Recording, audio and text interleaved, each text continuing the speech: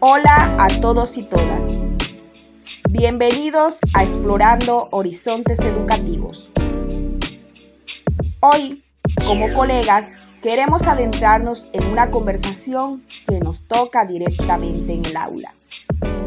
Examinar la historia de la educación en nuestro contexto para entender cómo las estructuras de poder han moldeado nuestras prácticas.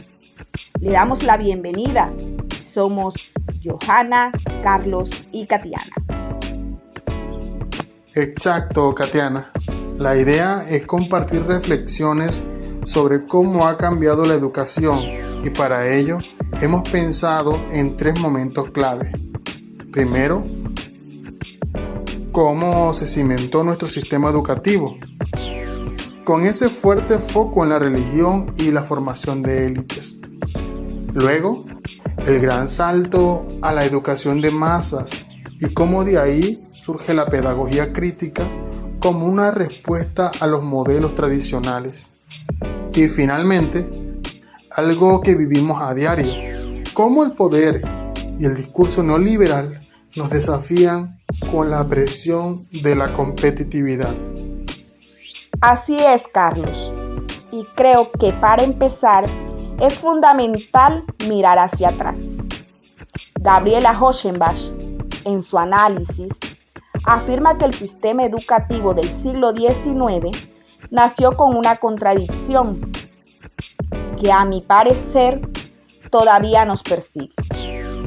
Se promovía un Estado liberal para todos, pero la realidad y sobre todo el presupuesto se enfocaban en formar las élites a través de las universidades, dejando la enseñanza elemental en un segundo plano. Y en nuestro contexto colombiano, como lo describen Pérez e Hidárraga, esto fue muy claro. Las primeras universidades fueron instituidas por comunidades religiosas, lo que nos da una pista del poder que estas instituciones concentraban desde el inicio. Katiana, eso que mencionas sobre la contradicción es clave. De hecho, Hoschenbach describe ese proceso de secularización como algo lleno de conflictos e inestabilidad, especialmente en un país como el nuestro con tanto arraigo católico.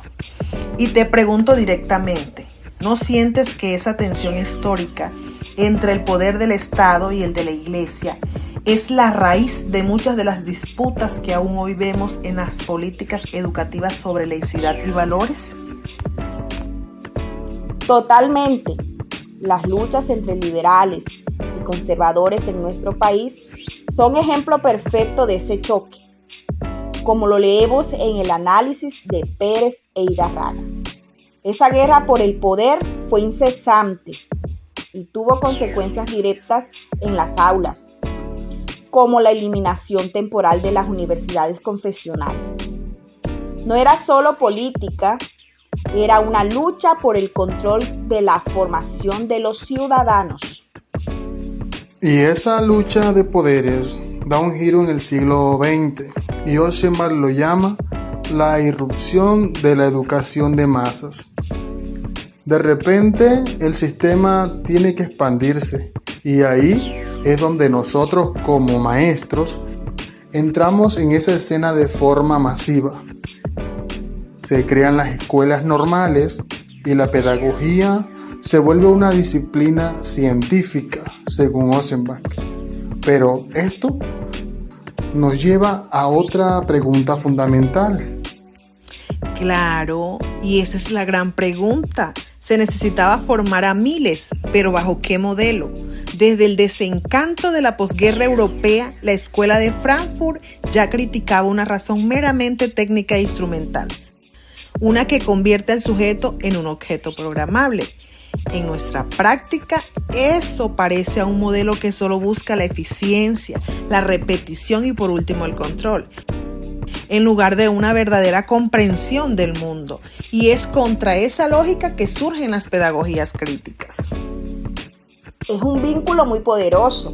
Entonces, Johanna, si ese modelo instrumental es tan restrictivo o limitante, ¿cómo proponen las pedagogías críticas transformar nuestro rol como docentes para fomentar una comprensión real y humana?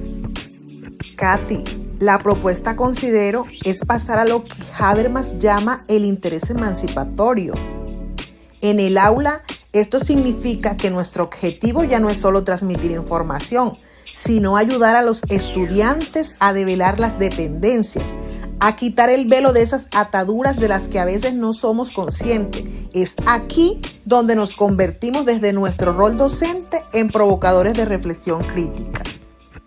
Y para entender por qué es tan difícil romper con ese modelo tradicional, la perspectiva de Michel Foucault es demoledora. Maldonado 2008 lo explica muy bien. Foucault nos muestra que la escuela nunca ha sido un lugar neutral, es un dispositivo de poder. Es, como él decía, una forma política de mantener y controlar los discursos, los saberes y, sin lugar a dudas, el poder. A veces me pregunto, cuando seguimos el currículo al pie de la letra sin cuestionarlo, ¿no estamos siendo sin querer agentes de ese control? Tu pregunta es muy pertinente, Carlos, porque este dispositivo de poder hoy tiene un nombre muy claro. Como lo describe Hoschenbach, desde los años 80, entramos en la era del neoliberalismo, con su obsesión por la calidad y la competitividad. Y esto lo vemos directamente en las reformas educativas, muchas veces impulsados por organismos internacionales que imponen una visión economicista y nos presionan con estándares y evaluaciones constantes. Así es. Y en el aula eso se siente como estar atrapado. El sistema nos exige calidad, que a menudo se traduce en puntajes.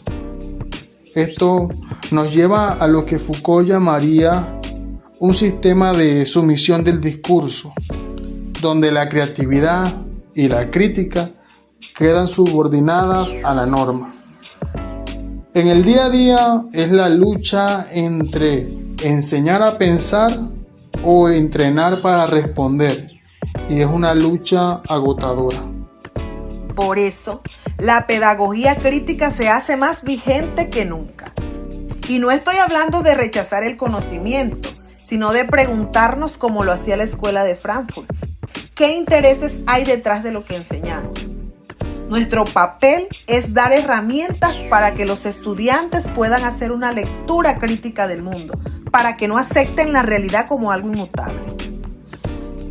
Entonces, hemos recorrido un camino que va desde una educación centrada en la religión y las élites a una para las masas.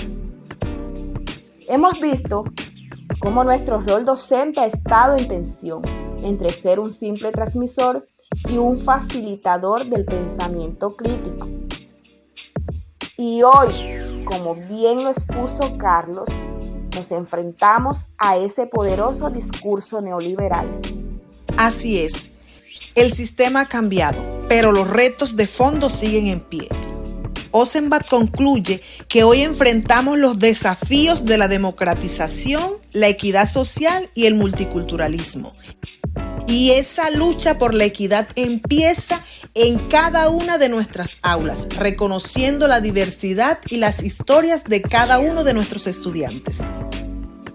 Por eso, nuestro deber como docentes es, citando la idea de la teoría crítica, proporcionar las armas teóricas para romper esas cadenas que nos atan a una praxis histórica acrítica. Es nuestro deber fomentar la autonomía y la capacidad de pensar de manera independiente. La educación es y siempre será un acto político. Cerramos con una idea de Foucault que nos atañe directamente. La crítica es el arte de no ser gobernado de cierto modo.